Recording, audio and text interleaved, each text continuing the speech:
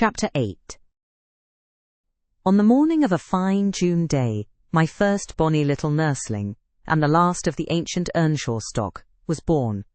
We were busy with the hay in a faraway field, when the girl that usually brought our breakfasts came running an hour too soon across the meadow and up the lane, calling me as she ran. "Oh, such a grand bairn," she panted out, "the finest lad that ever breathed. But the doctor says Mrs. must go. He says she's been in a consumption these many months. I heard him tell Mr. Hindley, and now she has nothing to keep her, and she'll be dead before winter. You must come home directly. You're to nurse it, Nelly, to feed it with sugar and milk, and take care of it day and night. I wish I were you, because it will be all yours when there is no Mrs. But is she very ill?" I asked, flinging down my rake and tying my bonnet. "I guess she is, yet she looks bravely," replied the girl, "and she talks as if she thought of living to see it grow a man. She's out of her head for joy, it's such a beauty. If I were her, I'm certain I should not die. I should get better at the bare sight of it, in spite of Kenneth. I was fairly mad at him." Dame Archer brought the cherub down to master, in the house, and his face just began to light up, when the old croaker steps forward, and says he, "Earnshaw, it's a blessing your wife has been spared to leave you this son. When she came, I felt convinced we shouldn't keep her long, and now I must tell you, the winter will probably finish her. Don't take on, and fret about it too much, it can't be helped. And besides, you should have known better than to choose such a rush of a lass."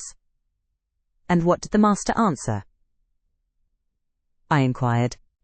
"I think he swore, but I didn't mind him. I was straining to see the bairn." And she began again to describe it rapturously. I, as zealous as herself, hurried eagerly home to admire on my part, though I was very sad for Hindley's sake. He had room in his heart only for two idols, his wife and himself. He doted on both and adored one, and I couldn't conceive how he would bear the loss. When we got to Wuthering Heights, there he stood at the front door, and as I passed in I asked, "How was the baby?" "Nearly ready to run about, Nell," he replied, putting on a cheerful smile. "And the mistress?" I ventured to inquire. "The doctor says she's—" "Damn the doctor," he interrupted, reddening. "Frances is quite right. She'll be perfectly well by this time next week. Are you going upstairs? Will you tell her that I'll come, if she'll promise not to talk?" I left her because she would not hold her tongue, and she must. "Tell her Mr. Kenneth says she must be quiet." I delivered this message to Mrs. Earnshaw. She seemed in flighty spirits, and replied merrily, "I hardly spoke a word, Ellen, and there he has gone out twice, crying. Well, say I promise I won't speak, but that does not bind me not to laugh at him." Poor soul, till within a week of her death, that gay heart never failed her, and her husband persisted doggedly, nay furiously, in affirming her health improved every day. When Kenneth warned him that his medicines were useless at that stage of the malady, and he needn't put him to further expense by attending her, he retorted, "I know you need not. She is well. She does not want any more attendance from you. She never was in a consumption. It was a fever, and it is gone. Her pulse is as slow as mine now, and her cheek as cool." He told his wife the same story, and she seemed to believe him but one night, while leaning on his shoulder, in the act of saying she thought she should be able to get up tomorrow, a fit of coughing took her, a very slight one. He raised her in his arms. She put her two hands about his neck, her face changed, and she was dead. As the girl had anticipated, the child Hareton fell wholly into my hands. Mr. Earnshaw, provided he saw him healthy, and never heard him cry, was contented, as far as regarded him. For himself, he grew desperate. His sorrow was of that kind that will not lament. He neither wept nor prayed. He cursed and defied, execrated God and man, and gave himself up to reckless dissipation. The servants could not bear his tyrannical and evil conduct long. Joseph and I were the only two that would stay. I had not the heart to leave my charge, and besides, you know, I had been his foster sister, and excused his behavior more readily than a stranger would. Joseph remained to hector over tenants and laborers, and because it was his vocation to be where he had plenty of wickedness to reprove. The master's bad ways and bad companions formed a pretty example for Catherine and Heathcliff. His treatment of the latter was enough to make a fiend of a saint. And, truly, it appeared as if the lad were possessed of something diabolical at that period. He delighted to witness Hindley degrading himself past redemption, and became daily more notable for savage sullenness and ferocity. I could not half tell what an infernal house we had. The curate dropped calling, and nobody decent came near us at last, unless Edgar Linton's visits to Miss Cathy might be an exception. At 15 she was the queen of the countryside. She had no peer, and she did turn out a haughty, headstrong creature. I own I did not like her, after infancy was past, and I vexed her frequently by trying to bring down her arrogance. She never took an aversion to me, though. She had a wondrous constancy to old attachments. Even Heathcliff kept his hold on her affections unalterably. And young Linton, with all his superiority, found it difficult to make an equally deep impression. He was my late master. That is his portrait over the fireplace. It used to hang on one side, and his wife's on the other, but hers has been removed, or else you might see something of what she was. Can you make that out? Mrs. Dean raised the candle, and I discerned a soft-featured face, exceedingly resembling the young lady at the Heights, but more pensive and amiable in expression. It formed a sweet picture. The long light hair curled slightly on the temples. The eyes were large and serious, the figure almost too graceful. I did not marvel how Catherine Earnshaw could forget her first friend for such an individual. I marvelled much how he, with a mind to correspond with his person, could fancy my idea of Catherine Earnshaw. A very agreeable portrait, I observed to the housekeeper. Is it like? Yes, she answered, but he looked better when he was animated. That is his everyday countenance. He wanted spirit in general. Catherine had kept up her acquaintance with the Lintons since her 5 weeks' residence among them, and as she had no temptation to show her rough side in their company, and had the sense to be ashamed of being rude where she experienced such invariable courtesy, she imposed unwittingly on the old lady and gentleman, by her ingenious cordiality, gained the admiration of Isabella, and the heart and soul of her brother, acquisitions that flattered her from the first, for she was full of ambition, and led her to adopt a double character, without exactly intending to deceive anyone. In the place where she heard Heathcliff termed a vulgar young ruffian, and, worse than a brute, she took care not to act like him, but at home she had small inclination to practice politeness that would only be laughed at, and restrain an unruly nature when it would bring her neither credit nor praise. Mr. Edgar seldom mustered courage to visit Wuthering Heights openly. He had a terror of Earnshaw's reputation, and shrunk from encountering him, and yet he was always received with our best attempts at civility. The master himself avoided offending him, knowing why he came, and if he could not be gracious, kept out of the way. I rather think his appearance there was distasteful to Catherine. She was not artful, never played the coquette, and had evidently an objection to her 2 friends meeting at all, for when Heathcliff expressed contempt of Linton in his presence, she could not half coincide, as she did in his absence. And when Linton evinced disgust and antipathy to Heathcliff, she dared not treat his sentiments with indifference, as if depreciation of her playmate were of scarcely any consequence to her. I've had many a laugh at her perplexities and untold troubles, which she vainly strove to hide from my mockery. That sounds ill-natured, but she was so proud, it became really impossible to pity her distresses, till she should be chastened into more humility. She did bring herself, finally, to confess, and to confide in me. There was not a soul else that she might fashion into an adviser. Mr. Hindley had gone from home one afternoon, and Heathcliff presumed to give himself a holiday on the strength of it. He had reached the age of 16 then, I think, and without having bad features, or being deficient in intellect, he contrived to convey an impression of inward and outward repulsiveness that his present aspect retains no traces of. In the first place, he had by that time lost the benefit of his early education. Continual hard work, begun soon and concluded late, had extinguished any curiosity he once possessed in pursuit of knowledge, and any love for books or learning. His childhood's sense of superiority, instilled into him by the favours of old Mr. Earnshaw, was faded away. He struggled long to keep up an equality with Catherine in her studies, and yielded with poignant though silent regret, but he yielded completely, and there was no prevailing on him to take a step in the way of moving upward, when he found he must, necessarily, sink beneath his former level. Then personal appearance sympathized with mental deterioration. He acquired a slouching gait and ignoble look. His naturally reserved disposition was exaggerated into an almost idiotic excess of unsociable moroseness, and he took a grim pleasure, apparently, in exciting the aversion rather than the esteem of his few acquaintance.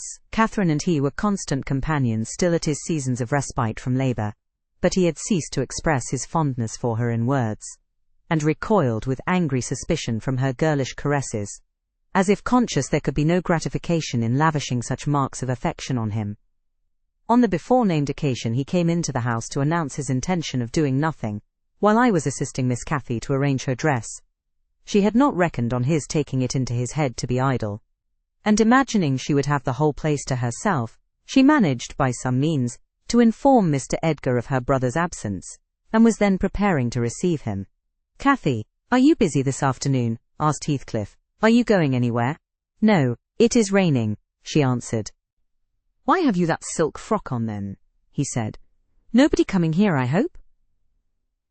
"Not that I know of," stammered Miss, "but you should be in the field now, Heathcliff. It is an hour past dinner time. I thought you were gone." "Hindley does not often free us from his accursed presence," observed the boy. "I'll not work any more today. I'll stay with you." "Oh, but Joseph will tell," she suggested. "You'd better go. Joseph is loading lime on the further side of Penistone Crags. It will take him till dark, and he'll never know." So saying, he lounged to the fire and sat down. Catherine reflected an instant with knitted brows. She found it needful to smooth the way for an intrusion. "Isabella and Edgar Linton talked of calling this afternoon," she said, at the conclusion of a minute's silence. "As it rains, I hardly expect them, but they may come, and if they do, you run the risk of being scolded for no good. Order Ellen to say you are engaged, Cathy," he persisted. "Don't turn me out for those pitiful silly friends of yours. I'm on the point sometimes of complaining that they— but I'll not." "That they what?" cried Catherine, gazing at him with a troubled countenance. "Oh, Nelly," she added petulantly, jerking her head away from my hands. "You've combed my hair quite out of curl. That's enough. Let me alone." "What are you on the point of complaining about, Heathcliff?" "Nothing. Only look at the almanac on that wall." He pointed to a framed sheet hanging near the window and continued. "The crosses are for the evenings you have spent with the Lintons, the dots for those spent with me. Do you see? I've marked every day." "Yes, very foolish. As if I took notice," replied Catherine, in a peevish tone. "And where is the sense of that?" "To show that I do take notice," said Heathcliff. "And should I always be sitting with you?" she demanded, growing more irritated. "What good do I get? What do you talk about? You might be dumb, or a baby, for anything you say to amuse me, or for anything you do either. You never told me before that I talked too little, or that you disliked my company, Cathy," exclaimed Heathcliff, in much agitation. "It's no company at all, when people know nothing and say nothing," she muttered. Her companion rose up, but he hadn't time to express his feelings further, for a horse's feet were heard on the flags, and having knocked gently, young Linton entered, his face brilliant with delight at the unexpected summons he had received. Doubtless Catherine marked the difference between her friends, as one came in and the other went out. The contrast resembled what you see in exchanging a bleak, hilly coal country for a beautiful fertile valley, and his voice and greeting were as opposite as his aspect. He had a sweet, low manner of speaking, and pronounced his words as you do. That's less gruff than we talk here, and softer. "I'm not come too soon, am I?" he said, casting a look at me. I had begun to wipe the plate and tidy some drawers at the far end in the dresser. "No," answered Catherine. "What are you doing there, Nelly?" "My work, miss," I replied. Mr. Hindley had given me directions to make a third party in any private visits Linton chose to pay. She stepped behind me and whispered crossly, "Take yourself and your dusters off. When company are in the house, servants don't commence scouring and cleaning in the room where they are." "It's a good opportunity now that master is away," I answered aloud. "He hates me to be fidgeting over these things in his presence. I'm sure Mr. Edgar will excuse me." "I hate you to be fidgeting in my presence," exclaimed the young lady imperiously, not allowing her guest time to speak. She had failed to recover her equanimity since the little dispute with Heathcliff.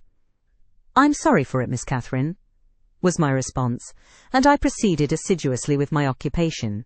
She, supposing Edgar could not see her, snatched the cloth from my hand and pinched me with a prolonged wrench, very spitefully on the arm. I've said I did not love her, and rather relished mortifying her vanity now and then. Besides, she hurt me extremely, so I started up from my knees and screamed out, "Oh, miss, that's a nasty trick! You have no right to nip me, and I'm not going to bear it." "I didn't touch you, you lying creature!" cried she, her fingers tingling to repeat the act, and her ears red with rage. She never had power to conceal her passion, it always set her whole complexion in a blaze. "What's that then?" I retorted, showing a decided purple witness to refute her. She stamped her foot, wavered a moment, and then, irresistibly impelled by the naughty spirit within her, slapped me on the cheek. A stinging blow that filled both eyes with water. "Catherine, love, Catherine!" interposed Linton, greatly shocked at the double fault of falsehood and violence which his idol had committed. "Leave the room, Ellen," she repeated, trembling all over. Little Hareton, who followed me everywhere, and was sitting near me on the floor, at seeing my tears commenced crying himself, and sobbed out complaints against wicked Aunt Cathy, which drew her fury onto his unlucky head. She seized his shoulders, and shook him till the poor child waxed livid, and Edgar thoughtlessly laid hold of her hands to deliver him. In an instant one was wrung free, and the astonished young man felt it applied over his own ear, in a way that could not be mistaken for jest. He drew back in consternation. I lifted Hareton in my arms, and walked off to the kitchen with him, leaving the door of communication open, for I was curious to watch how they would settle their disagreement. The insulted visitor moved to the spot where he had laid his hat, pale, and with a quivering lip. "That's right," I said to myself, "take warning and begone. It's a kindness to let you have a glimpse of her genuine disposition." "Where are you going?" demanded Catherine, advancing to the door. He swerved aside, and attempted to pass. "You must not go," she exclaimed energetically. "I must and shall," he replied in a subdued voice. "No," she persisted, grasping the handle. "Not yet, Edgar Linton. Sit down. You shall not leave me in that temper. I should be miserable all night, and I won't be miserable for you." "Can I stay after you have struck me?" asked Linton. Catherine was mute. "You've made me afraid and ashamed of you," he continued. "I'll not come here again." Her eyes began to glisten, and her lids to twinkle. "And you told a deliberate untruth," he said. "I didn't," she cried, recovering her speech. "I did nothing deliberately. Well, go, if you please. Get away. And now I'll cry. I'll cry myself sick." She dropped down on her knees by a chair, and set to weeping in serious earnest. Edgar persevered in his resolution as far as the court. There he lingered. I resolved to encourage him. "Miss is dreadfully wayward, sir," I called out. "As bad as any marred child. You'd better be riding home, or else she will be sick, only to grieve us." The soft thing looked askance through the window. He possessed the power to depart as much as a cat possesses the power to leave a mouse half killed, or a bird half eaten. "Ah," I thought, "there will be no saving him. He's doomed and flies to his fate." And so it was. He turned abruptly, hastened into the house again, shut the door behind him. And when I went in a while after, to inform them that Earnshaw had come home rabid drunk, ready to pull the whole place about our ears, his ordinary frame of mind in that condition, I saw the quarrel had merely affected a closer intimacy, had broken the outworks of youthful timidity, and enabled them to forsake the disguise of friendship and confess themselves lovers. Intelligence of Mr. Hindley's arrival drove Linton speedily to his horse, and Catherine to her chamber. I went to hide little Hareton, and to take the shot out of the master's fowling piece, which he was fond of playing with in his insane excitement, to the hazard of the lives of any who provoked, or even attracted his notice too much. And I had hit upon the plan of removing it, that he might do less mischief if he did go the length of firing the gun. Chapter 9. He entered, vociferating oaths dreadful to hear, and caught me in the act of stowing his son away in the kitchen cupboard. Hareton was impressed with a wholesome terror of encountering either his wild beast's fondness or his madman's rage, for in one he ran a chance of being squeezed and kissed to death, and in the other of being flung into the fire or dashed against the wall, and the poor thing remained perfectly quiet wherever I chose to put him. "There, I found it out at last," cried Hindley, pulling me back by the skin of my neck, like a dog. "By heaven and hell, you've sworn between you to murder that child. I know how it is now, that he is always out of my way, but, with the help of Satan, I shall make you swallow the carving knife, Nellie. You needn't laugh, for I've just crammed Kenneth head downmost in the Black Horse Marsh, and 2 is the same as 1, and I want to kill some of you. I shall have no rest till I do." "But, I don't like the carving knife, Mr. Hindley," I answered. "It has been cutting red herrings. I'd rather be shot, if you please." "You'd rather be damned," he said, "and so you shall. No law in England can hinder a man from keeping his house decent, and mine's abominable. Open your mouth." He held the knife in his hand, and pushed its point between my teeth, but for my part, I was never much afraid of his vagaries. I spat out and affirmed it tasted detestably. I would not take it on any account. "Oh," said he, releasing me. "I see that hideous little villain is not Hareton. I beg your pardon, Nell. If it be, he deserves flaying alive for not running to welcome me, and for screaming as if I were a goblin. Unnatural cub, come hither! I'll teach thee to impose on a good-hearted deluded father. Now, don't you think the lad would be handsomer cropped? It makes a dog fiercer, and I love something fierce. Get me a scissors, something fierce and trim. Besides, it's infernal affectation. Devilish conceit it is, to cherish our ears. We're asses enough without them. Hush, child, hush. Well then, it is my darling. Wish, dry thy eyes, there's a joy, kiss me. What, it won't? Kiss me, Hareton. Damn thee, kiss me. By God, as if I would rear such a monster. As sure as I'm living, I'll break the brat's neck." Poor Hareton was squalling and kicking in his father's arms with all his might, and redoubled his yells when he carried him upstairs and lifted him over the banister. I cried out that he would frighten the child into fits, and ran to rescue him. As I reached them, Hindley leant forward on the rails to listen to a noise below, almost forgetting what he had in his hands. "Who is that?" he asked, hearing someone approaching the stairs, foot. I leant forward also, for the purpose of signing to Heathcliff, whose step I recognized, not to come further. And at the instant when my eye quitted Hareton, he gave a sudden spring, delivered himself from the careless grasp that held him, and fell. There was scarcely time to experience a thrill of horror before we saw that the little wretch was safe. Heathcliff arrived underneath just at the critical moment. By a natural impulse he arrested his descent, and setting him on his feet, looked up to discover the author of the accident. A miser who has parted with a lucky lottery ticket for 5 shillings, and finds next day he has lost in the bargain £5,000, could not show a blanker countenance than he did on beholding the figure of Mr. Earnshaw above. It expressed, plainer than words could do, the intensest anguish at having made himself the instrument of thwarting his own revenge. Had it been dark, I dare say he would have tried to remedy the mistake by smashing Hareton's skull on the steps, but we witnessed his salvation, and I was presently below with my precious charge pressed to my heart. Hindley descended more leisurely, sobered and abashed. "It is your fault, Ellen," he said. "You should have kept him out of sight. You should have taken him from me. Is he injured anywhere?" "Injured," I cried angrily. "If he is not killed, he'll be an idiot.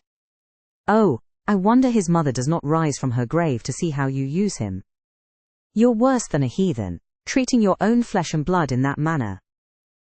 He attempted to touch the child, who on finding himself with me, sobbed off his terror directly. At the first finger his father laid on him, however, he shrieked again louder than before, and struggled as if he would go into convulsions. "You shall not meddle with him," I continued. "He hates you. They all hate you. That's the truth. A happy family you have, and a pretty state you'll come to." "I shall come to a prettier yet, Nelly," laughed the misguided man, recovering his hardness. "At present, convey yourself and him away, and hark you, Heathcliff, clear you two quite from my reach and hearing. I wouldn't murder you tonight, unless perhaps I set the house on fire, but that's as my fancy goes."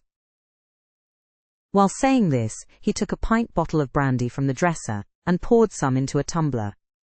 "Nay, don't," I entreated. "Mr. Hindley, do take warning. Have mercy on this unfortunate boy, if you care nothing for yourself." "Anyone will do better for him than I shall," he answered. "Have mercy on your own soul," I said, endeavouring to snatch the glass from his hand. "Not I. On the contrary, I shall have great pleasure in sending it to perdition to punish its maker," exclaimed the blasphemer. "Here's to its hearty damnation." He drank the spirits and impatiently bade us go, terminating his command with a sequel of horrid imprecations too bad to repeat or remember. "It's a pity he cannot kill himself with drink," observed Heathcliff, muttering an echo of curses back when the door was shut. "He's doing his very utmost, but his constitution defies him. Mr. Kenneth says he would wager his mare that he'll outlive any man on this side Gimmerton, and go to the grave a hoary sinner, unless some happy chance out of the common course befall him." I went into the kitchen, and sat down to lull my little lamb to sleep. Heathcliff, as I thought, walked through to the barn. It turned out afterwards that he only got as far as the other side the settle, when he flung himself on a bench by the wall, removed from the fire, and remained silent. I was rocking Hareton on my knee, and humming a song that began, "It was far in the night, and the bairnies grat, the mither beneath the moors heard that," when Miss Cathy, who had listened to the hubbub from her room, put her head in and whispered, "Are you alone, Nellie?" "Yes, miss," I replied. She entered and approached the hearth. I, supposing she was going to say something, looked up. The expression of her face seemed disturbed and anxious. Her lips were half asunder as if she meant to speak, and she drew a breath, but it escaped in a sigh instead of a sentence. I resumed my song, not having forgotten her recent behaviour. "Where's Heathcliff?" she said, interrupting me. "About his work in the stable," was my answer. He did not contradict me. Perhaps he had fallen into a doze. There followed another long pause, during which I perceived a drop or two trickle from Catherine's cheek to the flags. Is she sorry for her shameful conduct? I asked myself. That will be a novelty, but she may come to the point as she will. I shan't help her. No, she felt small trouble regarding any subject, save her own concerns. "Oh dear," she cried at last, "I'm very unhappy." "A pity," observed I. "You're hard to please, so many friends and so few cares, and can't make yourself content." "Nellie, will you keep a secret for me?" she pursued, kneeling down by me, and lifting her winsome eyes to my face, with that sort of look which turns off bad temper, even when one has all the right in the world to indulge it. "Is it worth keeping?" I inquired, less sulkily. "Yes, and it worries me, and I must let it out. I want to know what I should do. Today Edgar Linton has asked me to marry him, and I've given him an answer. Now, before I tell you whether it was a consent or denial, you tell me which it ought to have been." "Really, Miss Catherine, how can I know?" I replied. "To be sure, considering the exhibition you performed in his presence this afternoon, I might say it would be wise to refuse him. Since he asked you after that, he must either be hopelessly stupid, or a venturesome fool."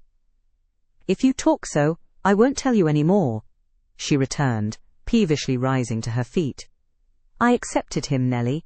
Be quick and say whether I was wrong." "You accepted him? Then what good is it discussing the matter? You have pledged your word and cannot retract." "But say whether I should have done so. Do," she exclaimed in an irritated tone, chafing her hands together and frowning. "There are many things to be considered before that question can be answered properly," I said sententiously. "First and foremost, do you love Mr. Edgar?" "Who can help it?" "Of course I do," she answered. Then I put her through the following catechism.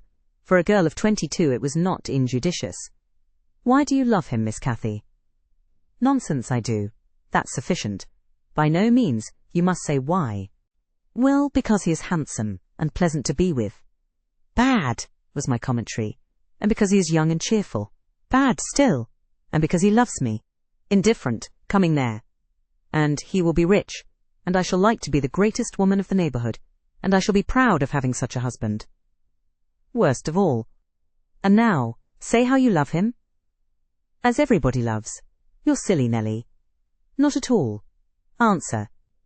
"I love the ground under his feet, and the air over his head, and everything he touches, and every word he says. I love all his looks, and all his actions, and him entirely and altogether." "There now." "And why?" "Nay, you are making a jest of it. It is exceedingly ill-natured." "It's no jest to me," said the young lady, scowling and turning her face to the fire. "I'm very far from jesting, Miss Catherine," I replied. "You love Mr. Edgar because he is handsome, and young, and cheerful, and rich, and loves you. The last, however, goes for nothing. You would love him without that, probably, and with it you wouldn't, unless he possessed the 4 former attractions." "No, to be sure not. I should only pity him. Hate him, perhaps, if he were ugly, and a clown. But there are several other handsome, rich young men in the world. Handsomer, possibly, and richer than he is. What should hinder you from loving them? If there be any, they are out of my way. I've seen none like Edgar. You may see some, and he won't always be handsome and young, and may not always be rich. He is now, and I have only to do with the present. I wish you would speak rationally." "Well, that settles it. If you have only to do with the present, marry Mr. Linton." "I don't want your permission for that." "I shall marry him, and yet you have not told me whether I'm right." "Perfectly right, if people be right to marry only for the present. And now let us hear what you are unhappy about." "Your brother will be pleased. The old lady and gentleman will not object, I think." You will escape from a disorderly, comfortless home into a wealthy, respectable one. And you love Edgar, and Edgar loves you. All seems smooth and easy. Where is the obstacle?" "Here, and here," replied Catherine, striking one hand on her forehead and the other on her breast. "In whichever place the soul lives. In my soul and in my heart I'm convinced I'm wrong." "That's very strange, I cannot make it out." "It's my secret. But if you will not mock at me, I'll explain it. I can't do it distinctly, but I'll give you a feeling of how I feel." She seated herself by me again.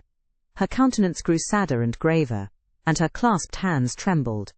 "Nellie, do you never dream queer dreams?" she said, suddenly after some minutes' reflection. "Yes, now and then," I answered. "And so do I.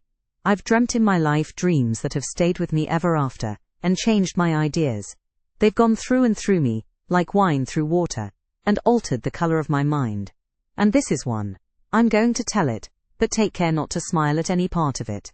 "Oh, don't, Miss Catherine," I cried. "We're dismal enough without conjuring up ghosts and visions to perplex us. Come, come, be merry and like yourself. Look at little Hareton. He's dreaming nothing dreary. How sweetly he smiles in his sleep. Yes, and how sweetly his father curses in his solitude. You remember him, I dare say, when he was just such another as that chubby thing, nearly as young and innocent. However, Nellie, I shall oblige you to listen. It's not long, and I've no power to be merry tonight."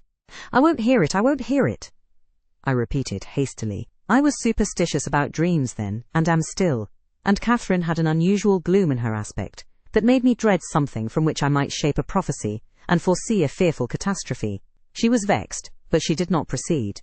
Apparently taking up another subject, she recommenced in a short time. "If I were in heaven, Nellie, I should be extremely miserable." "Because you are not fit to go there," I answered. "All sinners would be miserable in heaven. But it is not for that. I dreamt once that I was there." "I tell you I won't hearken to your dreams, Miss Catherine. I'll go to bed," I interrupted again. She laughed and held me down, for I made a motion to leave my chair. "This is nothing," cried she. "I was only going to say that heaven did not seem to be my home, and I broke my heart with weeping to come back to earth, and the angels were so angry that they flung me out into the middle of the heath on the top of Wuthering Heights, where I woke, sobbing for joy. That will do to explain my secret, as well as the other. I've no more business to marry Edgar Linton than I have to be in heaven, and if the wicked man in there had not brought Heathcliff so low, I shouldn't have thought of it. It would degrade me to marry Heathcliff now, so he shall never know how I love him. And that, not because he's handsome, Nellie, but because he's more myself than I am. Whatever our souls are made of, his and mine are the same, and Linton's is as different as a moonbeam from lightning, or frost from fire." Ere this speech ended, I became sensible of Heathcliff's presence. Having noticed a slight movement, I turned my head, and saw him rise from the bench, and steal out noiselessly. He had listened till he heard Catherine say it would degrade her to marry him, and then he stayed to hear no further. My companion, sitting on the ground, was prevented by the back of the settle from remarking his presence or departure, but I started, and bade her hush. "Why?" she asked, gazing nervously round. "Joseph is here," I answered, catching opportunely the roll of his cartwheels up the road, "and Heathcliff will come in with him. I'm not sure whether he were not at the door this moment." "Oh, he couldn't overhear me at the door," said she. "Give me Hareton, while you get the supper, and when it is ready, ask me to sup with you. I want to cheat my uncomfortable conscience, and be convinced that Heathcliff has no notion of these things. He has not, has he? He does not know what being in love is." "I see no reason that he should not know as well as you," I returned. "And if you are his choice, he'll be the most unfortunate creature that ever was born. As soon as you become Mrs. Linton, he loses friend, and love and all. Have you considered how you'll bear the separation, and how he'll bear to be quite deserted in the world?" "Because, Miss Catherine—" "He quite deserted, we separated," she exclaimed, with an accent of indignation. "Who is to separate us, pray? They'll meet the fate of Milo." "Not as long as I live, Ellen, for no mortal creature. Every Linton on the face of the earth might melt into nothing before I could consent to forsake Heathcliff." "Oh, that's not what I intend. That's not what I mean. I shouldn't be Mrs. Linton were such a price demanded. He'll be as much to me as he has been all his lifetime. Edgar must shake off his antipathy, and tolerate him at least. He will, when he learns my true feelings towards him.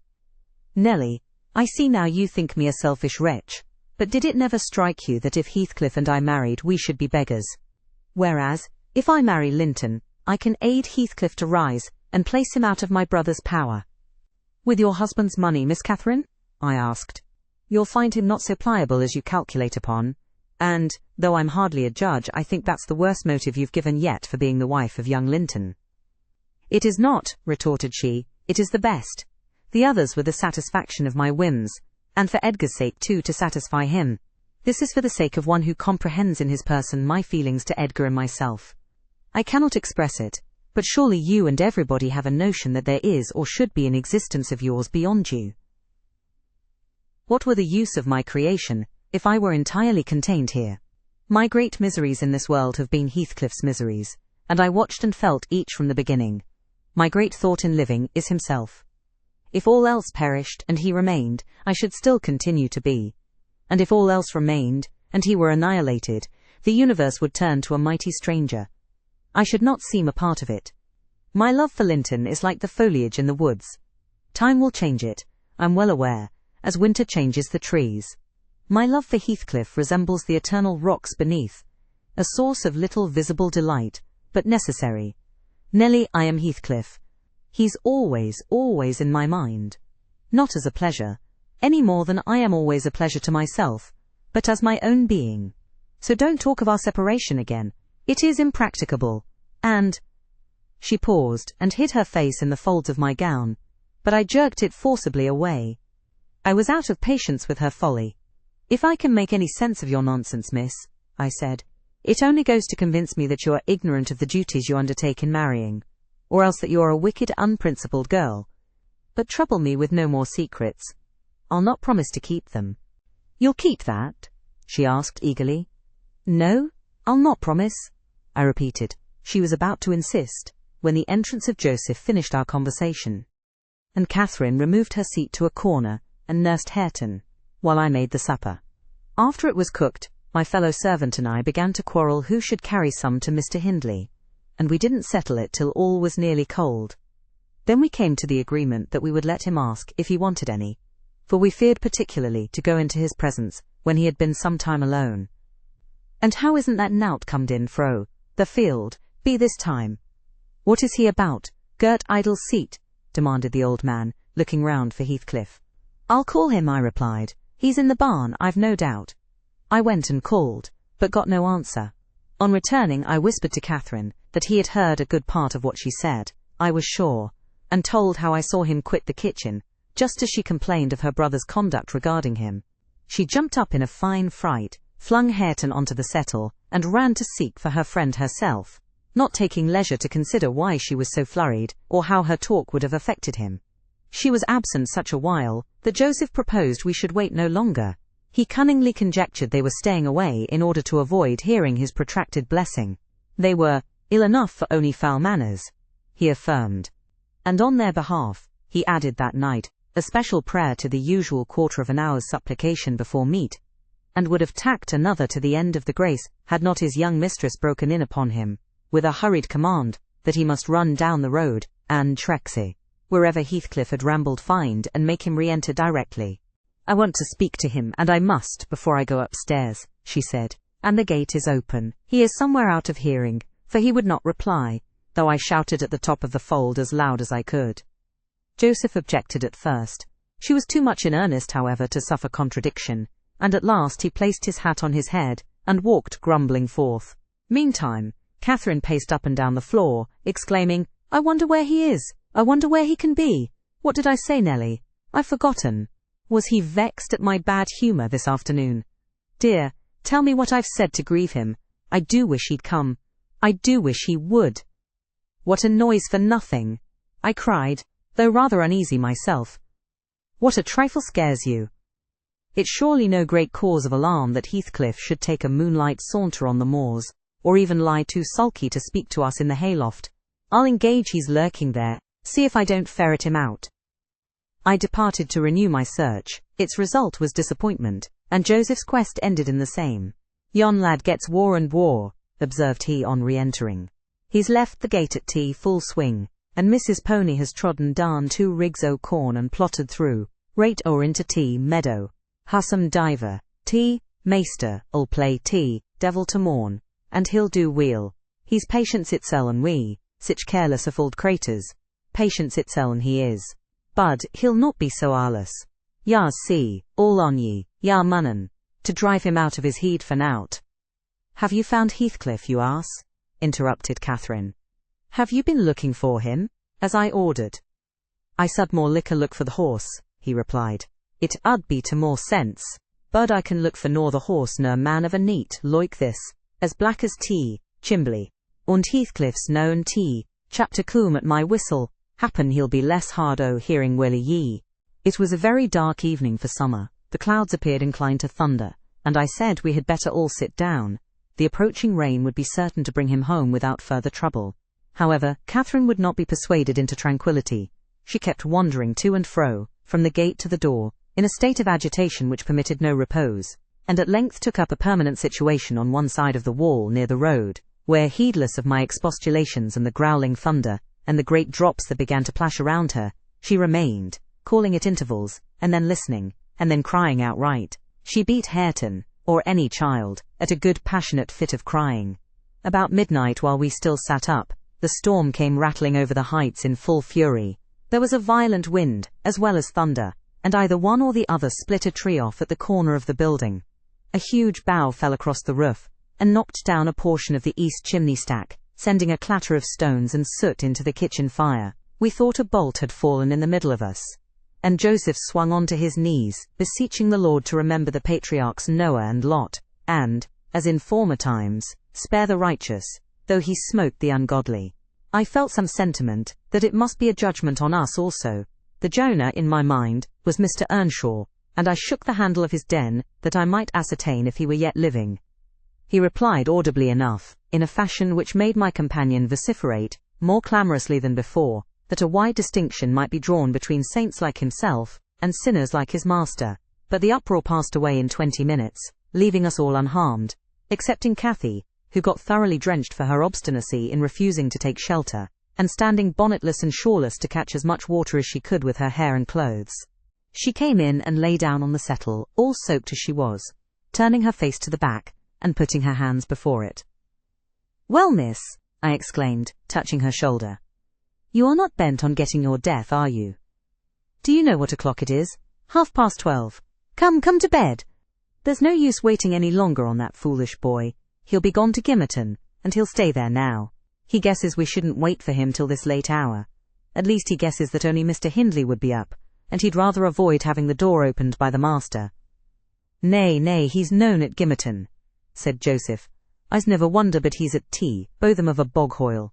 This visitation weren't for nout, and I wad, ye to look out, Miss Yarma be tea, next. Thank Heaven for all.